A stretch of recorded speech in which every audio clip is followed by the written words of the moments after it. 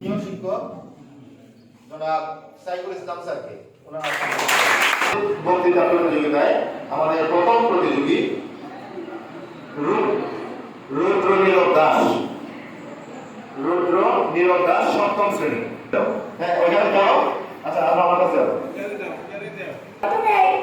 আমার বিদ্যালয়ের শ্রদ্ধেয় শিক্ষকগণ এবং সভাপতি মণ্ডলীকে আমার পক্ষ থেকে এবং আমার সিনিয়র জুনিয়র শিক্ষকবৃন্দের আমার পক্ষ থেকে আদাব ও নমস্কার।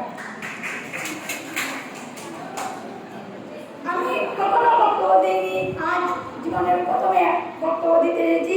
আমার অনেক ভুল হতে পারে, আমাকে ক্ষমা সুন্দর দৃষ্টিতে দেখবেন।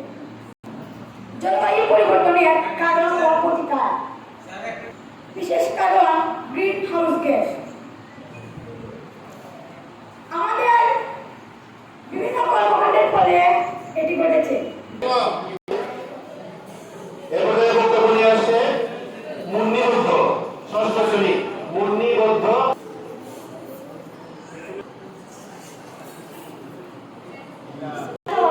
আজকের এই গুরুত্বপূর্ণ অনুষ্ঠানে উপস্থিত সকলকে আমার আন্তরিক শুভেচ্ছা ও শুভকামনা জানিয়ে আমার বক্তব্য শুরু করছি।